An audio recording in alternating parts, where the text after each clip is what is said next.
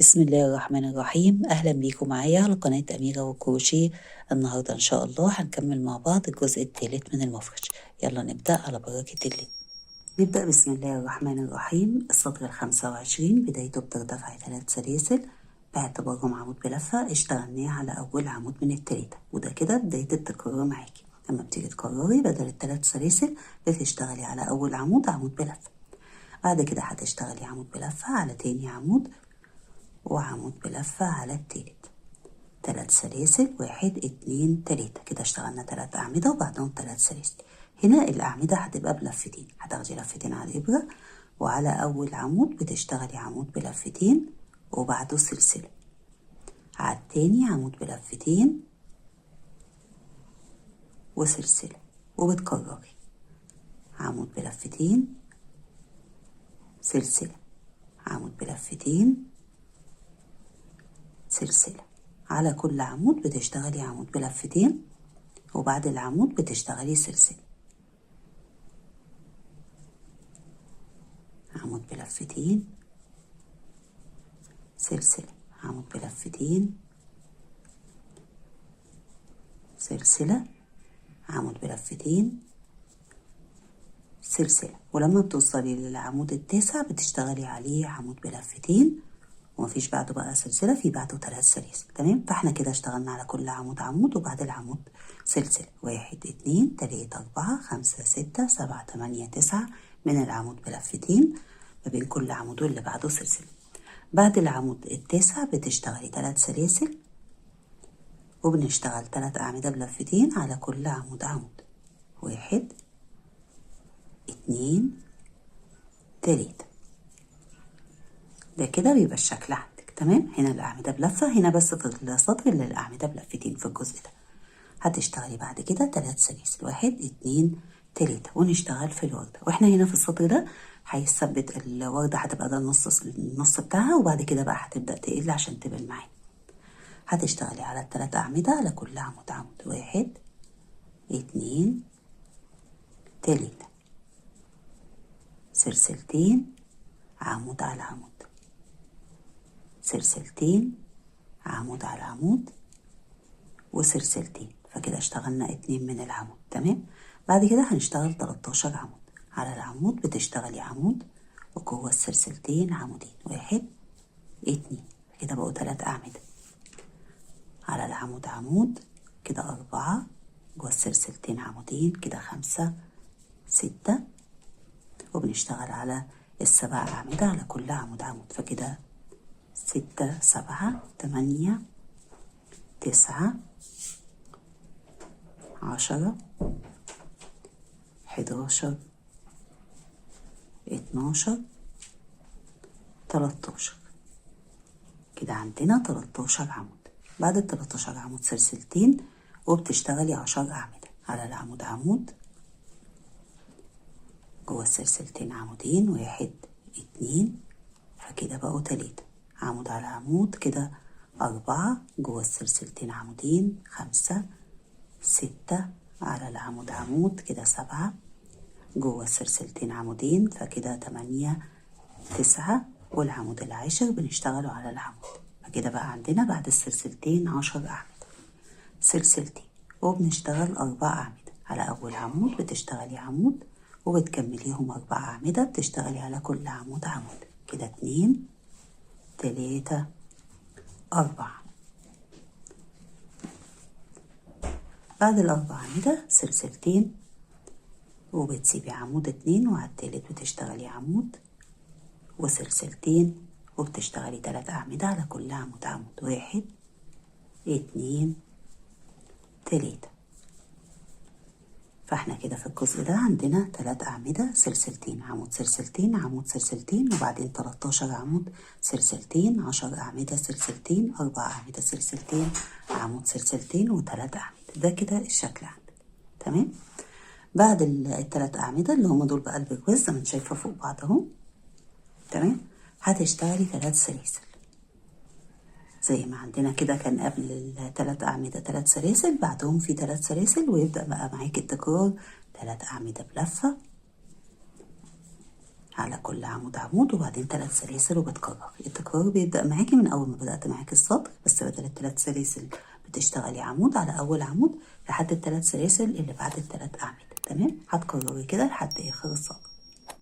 آخر السطر ال25 بعد ما اشتغلتي ال3 أعمدة اللي هما البرواز بتشتغلي 3 سلاسل وبتقفلي المنزلقة على تالت سلسلة من سلاسل الارتفاع.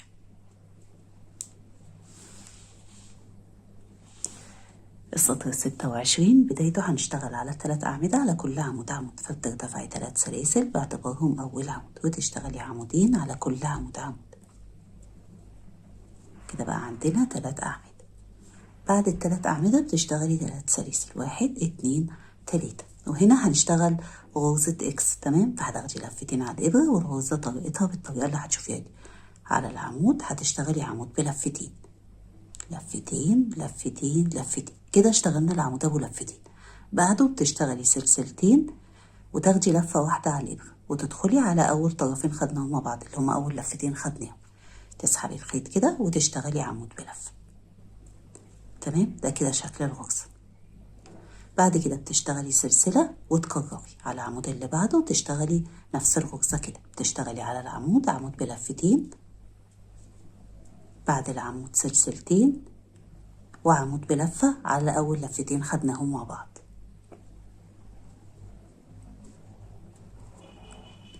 بعد غرزة الاكس بتشتغلي سلسلة وبتكرري. أنا هشتغلها معاكي مرة وانت هتكرريها على كل عمود من 9. على العمود اللي هو التالت هتشتغلي في الأول عمود بلفتين، بعده سلسلتين، وبعدين عمود بلفة بتشتغليه على أول لفتين خدناهم مع بعض.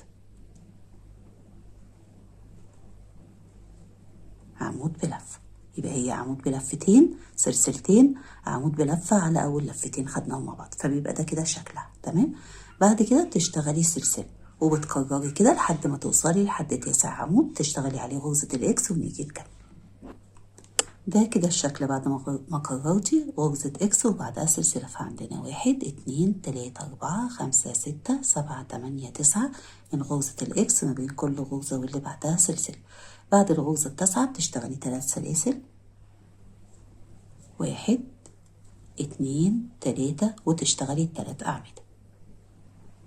على كل عمود بتشتغلي عمود، 1 2 3. الجزء ده زي ما انت شايفة بيزيد معانا. تمام، أما هنا في الجزء بتاع الوردة بتبتدي تقل معانا وبتخلص، هنا بيزيد وهنا بتقل. تمام، فهتشتغلي 3 سلاسل، 1 2 3، وعندنا هنا 3 أعمدة. على أول عمودين هتشتغلي على كل عمود عمود، 1 2،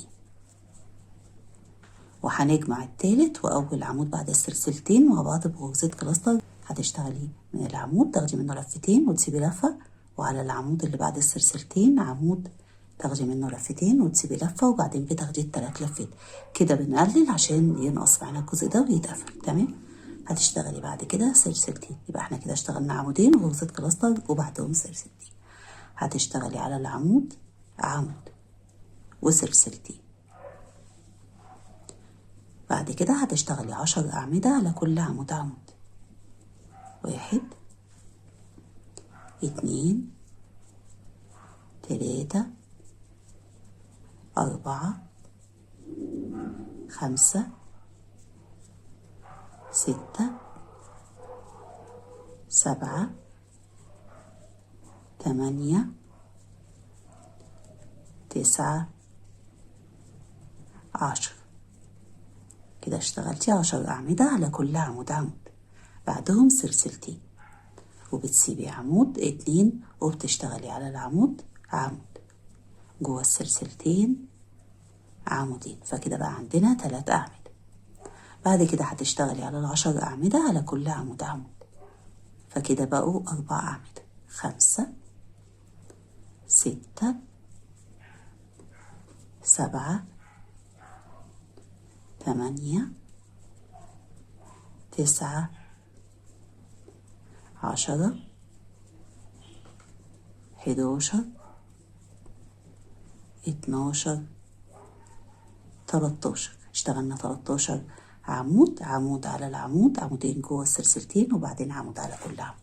جوه السلسلتين عمودين، فكده 14 15 وعلى العمود بتشتغلي عمود، فكده بقى عندنا من بعد ال10 أعمدة سلسلتين 16 عمود. تمام. هتشتغلي سلسلتين وعلى تسيبي عمودين وعلى العمود تشتغلي عمود اللي هو العمود الربع تحت، سلسلتين وعلى العمود بتشتغلي أول عمود من غرزة الكلاستر، تروحي على أول عمود من التلاتة تشتغلي تاني عمود منها، بعد كده بتشتغلي عمودين على كل عمود عمود.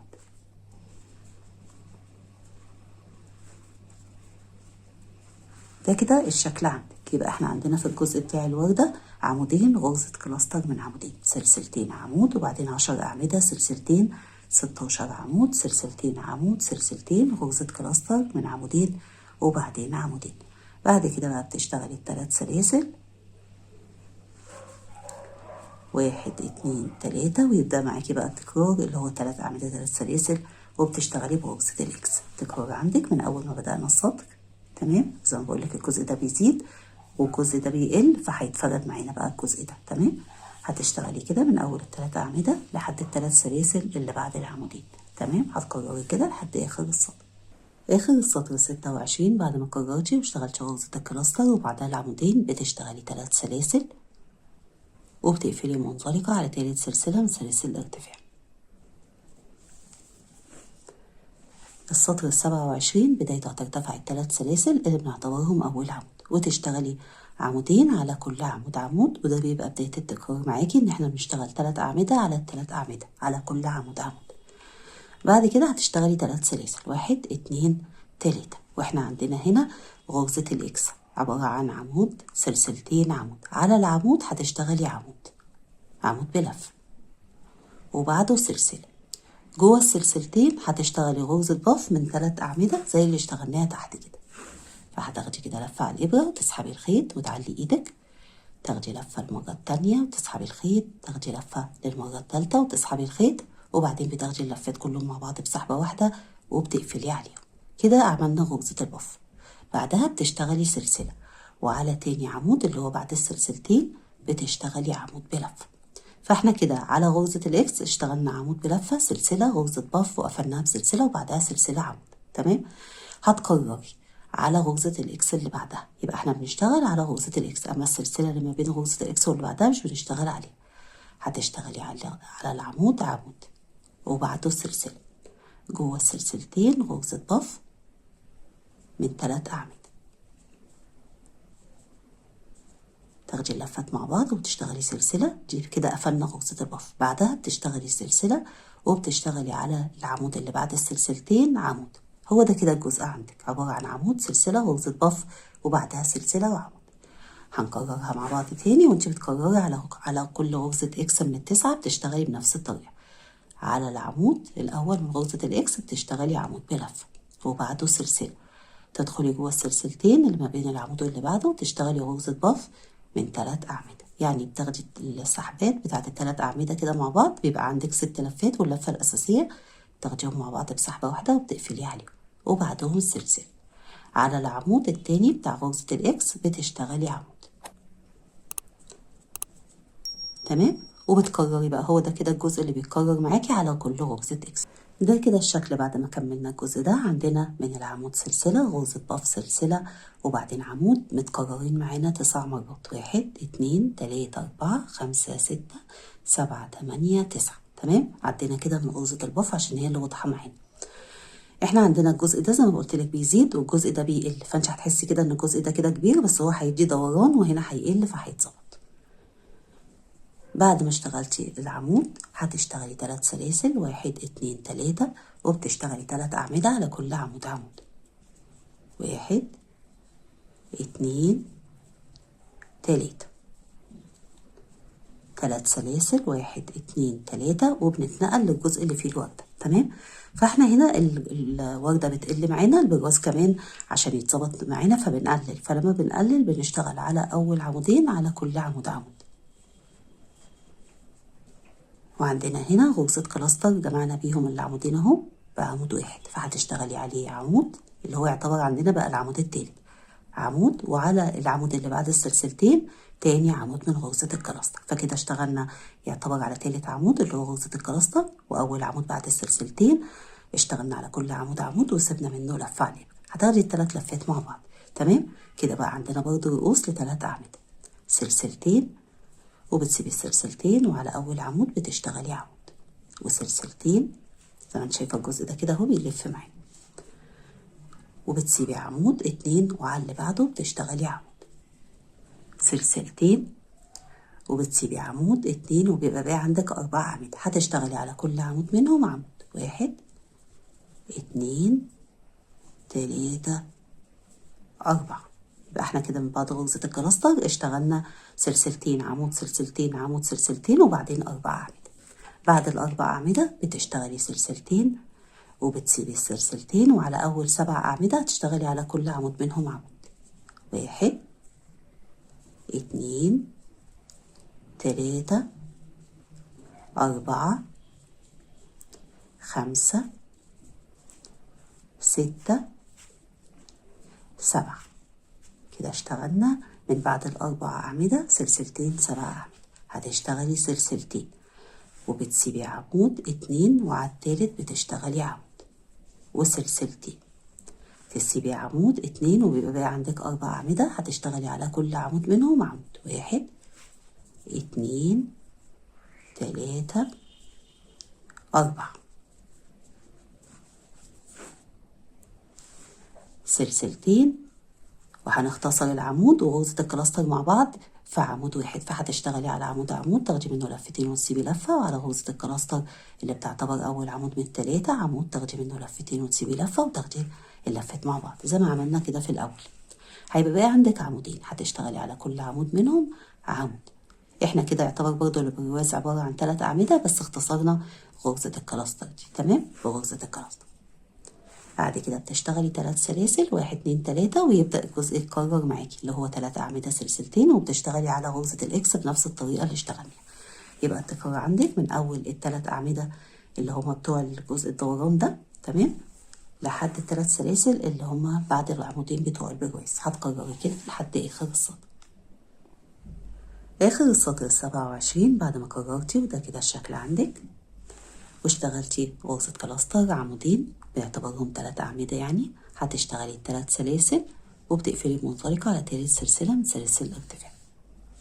السطر 28 بدايته هترتفعي 3 سلاسل باعتبارهم عمود، وده بداية التكرار. بنشتغل على 3 أعمدة على كل عمود عمود. فكده اشتغلنا عمود على التاني وعمود على التالت، فبقى عندنا 3 أعمدة سلسلتين. تمام. الجزء ده هنشتغله بغرزة الكلاستر، وغرزة الكلاستر هنا من عمودين. فعلى أول عمود هتشتغلي عمود واحد بس، بعده سلسلتين. عندنا هنا سلسلة قبل غرزة البف وسلسلة بعدها. هتدخلي جوه السلسلة تشتغلي أول عمود من غرزة الكلاستر تسيبي منه لفة، بعدين تدخلي جوه السلسلة اللي بعد غرزة البف تشتغلي تاني عمود من غرزة الكلاستر. كده عندنا 3 لفات على الإبرة، بتاخدي ال3 لفات مع بعض. كده اشتغلنا غرزة كلاستر من إيه؟ من عمودين، بعدها سلسلتين. يبقى الجزء ده كله هيبقى عبارة عن غرزة الكلاستر من عمودين وبعدها سلسلتين. عندنا هنا عمودين، عمود اللي هو بعد غرزة البف، وعمود اللي هو قبل غرزة البف اللي بعدها، عمودين ورا بعض. هتشتغلي عليهم برضو غرزة كلاستر من عمودين. بتشتغلي على عمود عمود تسيبي منه لفة، وعلى العمود اللي بعده عمود وتسيبي منه لفة وتاخدي اللفات مع بعض. فكده اشتغلنا غرزة كلاستر من عمودين على العمودين سلسلتين. تشتغلي غرزة كلاستر من عمودين، عمود جوه السلسلة اللي قبل غرزة البف، وعمود جوه السلسلة اللي بعد غرزة البف. تاخدي اللفات مع بعض وتشتغلي سلسلتين. تمام. يبقى احنا بنشتغل غرزة الكلاستر مرة جوه السلسلة اللي قبل غرزة البف والسلسلة اللي بعدها، ومرة على العمودين. تمام. يبقى اللي هيتكرر معاكي انك هتشتغلي على العمودين، على كل عمود عمود تسيبي منه لفة وتاخدي ال3 لفات. كده اشتغلنا غرزة الكلاستر بعدها سلسلتين. غرزة الكلاستر اللي بعدها بتبقى جوه السلسلة، تشتغلي جوه السلسلة عمود، وجوه السلسلة اللي بعدها عمود، وبتسيبي من العمود لفة. يبقى عندنا 3 لفات، تاخدي ال3 لفات مع بعض. كده اشتغلنا غرزة الكلاستر، وبعدها بتشتغلي سلسلتين. وهو ده اللي بيتكرر معاكي على العمودين. بتشتغلي على كل عمود عمود تسيب منه لفة على الإبرة وتاخدي اللفتين مع بعض كده اشتغلنا غرزة الكلاستر. بعدها سلسلتين وبتكرري جوه السلسلة عمود وجوه السلسلة اللي بعدها عمود، تاخدي اللفات مع بعض وبعدين تشتغلي سلسلتين. هو ده كده الجزء اللي بيتكرر معاكي لحد ما توصلي ان انت بتشتغلي جوه السلسلة اللي قبل غرزة البف الأخيرة والسلسلة اللي بعدها بتشتغلي غرزة كلاستر. ده كده شكل الجزء اللي كمل معانا. تمام، احنا عندنا في اول السطر اشتغلنا في اول الجزء يعني اشتغلنا عمود على العمود وبعده سلسلتين وبعدين اشتغلنا غرزة كلاستر من عمودين وبعدها سلسلتين. فاحنا عندنا من غرزة الكلاستر كده عمود سلسلتين، نعد بقى غرزة الكلاستر 1 2 3 4 5 6 7 8 9 10 11 12 13 14 15 16 17. يبقى انت عندك في الجزء ده 17 من غرزة الكلاستر. اتأكدي برضو عشان ممكن تكوني ناسية غرزة او حاجة. بعد غرزة الكلاستر اللي اشتغلناها جوه السلسلة اللي قبل غرزة البف والسلسلة اللي بعدها بتشتغلي سلسلتين وبتشتغلي على العمود عمود. يعني في الجزء هنا اهو عندنا عمود سلسلتين وفي اخره عمود سلسلتين. تمام، بعد العمود بتشتغلي 3 سلاسل، في الاخر عندنا سلسلتين عمود اهو. هتشتغلي 3 أعمدة على كل عمود عمود، 1 2 3 وبعدهم 3 سلاسل 1 2 3. احنا الجزء ده كده يبان معاكي بس مكشكش كده، لكن هو هيتفرد كل ما التاني بيصغر كل ما ده بيتفرد معانا. بعد كده هنشتغل الجزء اللي هو فيه البرواز والوردة. تمام، فهتشتغلي هنا 3 أعمدة على كل عمود عمود، على العمود الأول عمود وعلى التاني عمود وعلى غرزة الكلاستر اللي بنعتبرها العمود التالت عمود. فكده اشتغلنا 3 أعمدة على كل عمود عمود. هتشتغلي سلسلتين وعمود على العمود، سلسلتين يعدوا من فوق السلسلتين وهنشتغل 7 أعمدة على العمود. بتشتغلي عمود جوه السلسلتين عمودين، فكده بقوا 3 على ال4 أعمدة على كل عمود عمود، فكده 4 5 6 7. كده اشتغلنا 3 أعمدة، سلسلتين عمود سلسلتين 7 أعمدة. بتشتغلي سلسلتين وتشتغلي 7 أعمدة على كل عمود عمود، 1 2 3 4 5 6 7. فكده بقى عندنا 7 أعمدة سلسلتين 7 أعمدة. بتشتغلي بعد كده سلسلتين وعلى العمود بتشتغلي عمود، سلسلتين وعلى ال4 أعمدة هتشتغلي على كل عمود عمود، 1 2 3 4. بعد كده بتشتغلي سلسلتين وعندنا ال3 أعمدة، أول عمود منهم غرزة الكلاستر فهتشتغلي عليها عمود وتشتغلي على العمودين على كل عمود عمود. فكده اشتغلنا ال3 أعمدة. فالجزء ده عندنا بقى عبارة عن 3 أعمدة، سلسلتين عمود سلسلتين 7 أعمدة سلسلتين 7 أعمدة سلسلتين عمود سلسلتين 4 أعمدة سلسلتين 3 أعمدة. ده كده الجزء عندنا 2 من ال7 أعمدة زي ما انت شايفة. ده كده الجزء اللي اشتغلناه اللي هو فيه الوردة، وهتبتدي بقى تبان معانا. بعد كده بقى بتشتغلي ال3 سلاسل اللي هما الفرق ما بين الوردة وما بين الجزء الدوران ده. تمام، وبتكرري بنفس الطريقة اللي اشتغلناها لحد ما توصلي لحد اخر السطر، التكرار من اول ال3 أعمدة تمام لحد ال3 سلاسل اللي بعد ال3 أعمدة. وزي ما انت شايفة احنا عندنا الجزء ده هو بيتنى معاكي كده، فما تقلقيش لو حسيتي انه كشكش، هو بيتنى لفوق كده. تمام، وده كده هيبقى دوران هيلم معانا فهيتصل. هتكرري بقى بنفس الطريقة اللي اشتغلناها لحد اخر السطر.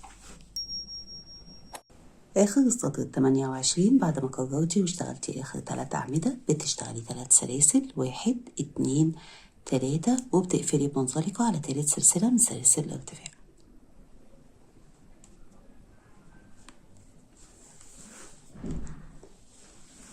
السطر 29 بدايته هترتفعي 3 سلاسل باعتبارهم عمود اشتغلناه على أول عمود. بعد كده بتشتغلي عمودين على كل عمود عمود، 1 2. فكده بقى عندنا 3 أعمدة. تشتغلي بعدهم 3 سلاسل 1 2 3 وهتشتغلي على أول عمود اللي هو لوحده عمود، وبعد العمود 5 سلاسل، 1 2 3 4 5.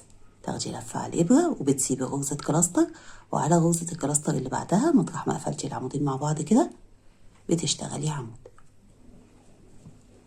يبقى احنا كده سيبنا غرزة كلاستر واشتغلنا على اللي بعدها. 5 سلاسل، 1 2 3 4 5. تسيبي غرزة كلاستر وعلى اللي بعدها تشتغلي عمود. تدخلي كده وتشتغلي عمود بلفة. بعد العمود بتشتغلي 5 سلاسل، 1 2 3 4 5. وهو ده اللي بيتكرر معاكي، انك بتسيبي غرزة كلاستر وعلى غرزة الكلاستر اللي بعدها بتشتغلي عمود بلفة، وبعد العمود بلفة بتشتغلي 5 سلاسل، 1 2 3 4 5، وبتكرري كده. تمام. تسيبي غرزة كلاستر واللي بعدها تشتغلي عمود بلفة، وهنيجي نقفل الجزء ده مع بعض. بعد ما كررتي 5 أعمدة وسبتي غرزة كلاستر واللي بعدها اشتغلتي عمود، في الآخر هتلاقي عندك غرزة الكلاستر اللي قبل الأخيرة اشتغلنا عليها عمود. تمام. فبتشتغلي 5 سلاسل، 1 2 3 4 5، وبتسيبي غرزة الكلاستر الأخيرة وبتشتغلي على العمود اللي لوحده عمود. يعني اشتغلنا على العمود الأول اللي لوحده عمود، وبعد كده اشتغلنا 5 سلاسل عمود لحد ما وصلنا للعمود الأخير اشتغلنا عليه عمود. فانت في الجزء ده عندك من الأعمدة 10. تمام. من أول العمود أهو ما بين العمود واللي بعده 5 سلاسل، فعندك من العمود 10، 1 2 3 4 5 6 7 8 9 10. ومن السلاسل اللي هما ال5 سلاسل 9، 1 2 3 4 5 6 7 8 9. يبقى الجزء ده عندك 10 من العمود، ما بين كل عمود واللي بعده 5 سلاسل، فعندك 9 من ال5 سلاسل. هتشتغلي 3 سلاسل والتلات أعمدة على كل عمود عمود، 1 2 3 و3 سلاسل، 1 2 3. ده كده الشكل عندك، وزي ما انت شايفه اتفرد عن السطور اللي تحت.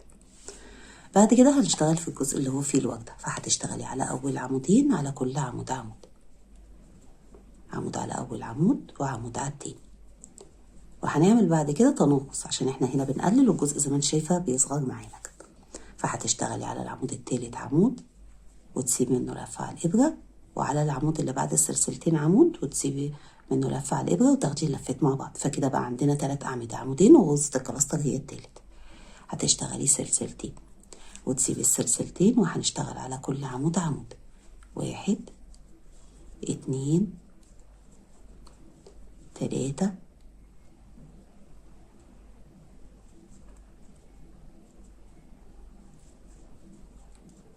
4 5 6 7. اشتغلنا على كل عمود من ال7 عمود. بعد كده هتشتغلي عمودين جوه السلسلتين، فكده 8 9. وعلى أول عمود هتشتغلي عمود، فكده بقى عندنا 10 أعمدة. من بعد غرزة الكلاستر عندنا سلسلتين 10 أعمدة، سلسلتين وبتسيبي عمود 2، وهيبقى عندك 4 أعمدة. هتشتغلي على كل عمود منهم عمود، 1 2 3 4. جوه السلسلتين هتشتغلي عمودين، 1 2، فكده بقوا 6. على العمود عمود 7، جوه السلسلتين عمودين، كده 8 9. وعلى أول عمود عمود، فكده بقى عندنا 10 أعمدة. بعد السلسلتين عندنا 10 أعمدة. بعد ال10 أعمدة بتشتغلي سلسلتين، 1 2، وبتسيبي عمود 2، وهنشتغل غرزة كلاستر نجمع بيها العمود الأخير. تمام. مع أول عمود من التلاتة تشتغلي كده عمود وتسيبي منه لفة، وعلى أول عمود من التلاتة عمود وتسيبي منه لفة، وبعدين بتاخدي اللفات مع بعض. كده اشتغلنا غرزة كلاستر، جمعنا العمودين في عمود فنقصوا وبقوا راس لعمود واحد بس اللي هو بقى أول عمود من التلاتة. هتشتغلي بعد كده عمودين على كل عمود عمود، 1 2، فكده ال3 أعمدة اللي في الآخر بقى عبارة عن غرزة كلاستر عمودين. بعد كده بقى بتشتغلي 3 سلاسل و3 أعمدة على كل عمود عمود،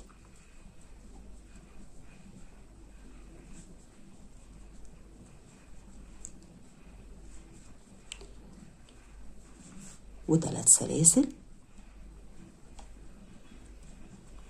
وبتشتغلي بقى في الجزء اللي هو عبارة عن عمود 5 سلاسل. فاحنا عندنا الجزء هنا اللي فيه الوردة بقى عبارة عن عمودين وبعدين غرزة كلاستر سلسلتين 10 أعمدة سلسلتين 10 أعمدة سلسلتين غرزة كلاستر عمودين، يعني يعتبر 3 أعمدة سلسلتين 10 أعمدة سلسلتين 10 أعمدة سلسلتين 3 أعمدة. تمام.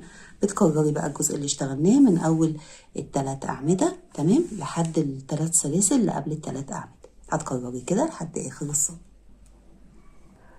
آخر السطر 29 بعد ما اشتغلتي غرزة كلاستر وبعدين العمودين بتشتغلي 3 سلاسل 1 2 3 وبتقفلي بمنزلقة على تالت سلسلة.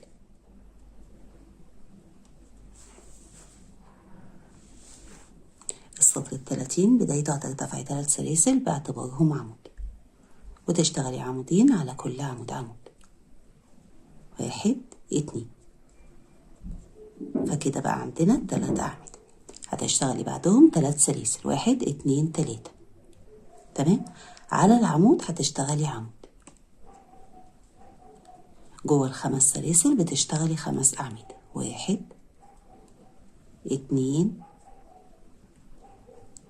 3 4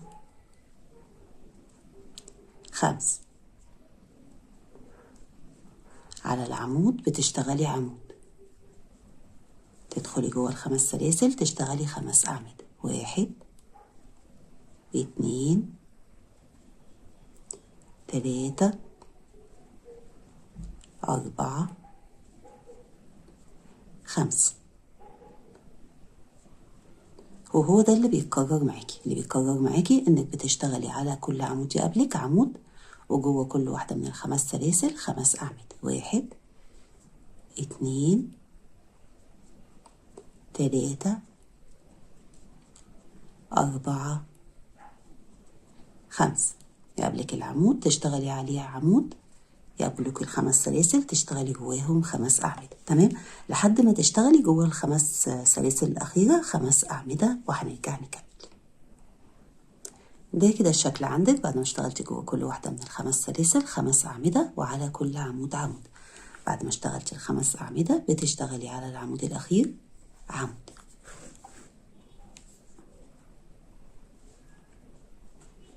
فاحنا كده في الجزء ده عندنا 9 من ال5 سلاسل اشتغلنا جوه كل واحدة 5 أعمدة، يعني عندنا 45 عمود، وعلى ال10 أعمدة على كل عمود عمود، يعني كده عندنا في الجزء ده من أول عمود لآخره 55 عمود. بعد كده بتشتغلي 3 سلاسل 1 2 3 وتشتغلي 3 أعمدة على كل عمود عمود 1 2 3 و3 سلاسل 1 2 3. ده كده الجزء اللي هو فيه دوران عندك. جينا وصلنا للجزء اللي فيه الوردة تمام. الجزء اللي فيه الوردة هتشتغلي على أول عمودين بعد ال3 سلاسل بتشتغلي على أول عمودين على كل عمود عمود 1 2. بعد كده بنشتغل غرزة كلاستر، أول عمود منها على غرزة الكلاستر وتاني عمود بتشتغلي على العمود.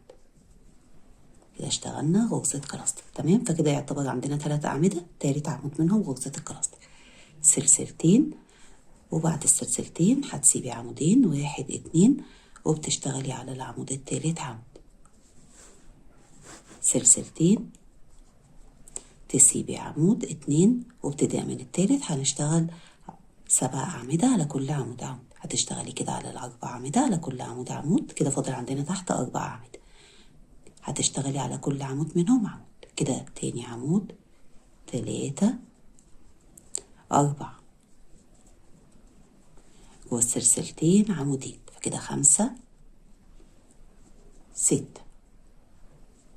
فاحنا كده اشتغلنا 6 أعمدة، وعلى العمود تشتغلي عمود فكده 7. يبقى احنا كده اشتغلنا من بعد غرزة الكلاستر سلسلتين عمود سلسلتين وبعدين 7 أعمدة. سلسلتين وبتسيبي عمود 2 وعلى التالت بتشتغلي عمود، سلسلتين تسيبي عمود 2 وعلى التالت تشتغلي عمود، سلسلتين وهنشتغل غرزة كلاستر. بتسيبي عمودين وعلى العمود اللي هو بقى الأخير عندنا بتشتغلي أول عمود من غرزة الكلاستر، على غرزة الكلاستر بتشتغلي العمود التاني. فكده اشتغلنا غرزة كلاستر من عمودين، ودي تعتبر أول عمود من التلاتة. بيتبقى عندك عمودين بتشتغلي على كل عمود منهم عمود، 1 2. فده كده بيبقى الشكل عندك تمام. بعد كده بقى بتشتغلي ال3 سلاسل، 1 2 3 1 2 3، ويبدأ معاكي التكرار من على ال3 أعمدة تمام. فاحنا في الجزء ده عندنا عمودين غرزة كلاستر يعتبروا 3 أعمدة. بعد كده عندنا سلسلتين عمود سلسلتين 7 أعمدة، سلسلتين عمود سلسلتين عمود سلسلتين غرزة كلاستر عمودين، يعني يعتبروا ال3 أعمدة. زي ما انت شايفة الجزء ده كده خلاص بيخلص معانا تمام. الجزء ده بيخلص والجزء ده بيكبر، فلما هتيجي بقى تكوي هتلاقيهم مظبوطين معاكي تمام. ده كده الشكل عندك. هتكرري بقى بنفس الطريقة من أول ما اشتغلنا ال3 أعمدة لحد ما اشتغلنا ال3 أعمدة بتوع اللي بعد الوردة تمام. بعد كده بتشتغلي 3 سلاسل وتكرري. هتكرري كده ونرجع نكمل. في آخر السطر 30 بعد ما كررتي واشتغلتي ال3 أعمدة وبعدهم ال3 سلاسل بتقفلي بمنطلقة على تالت سلسلة من سلاسل الارتفاع.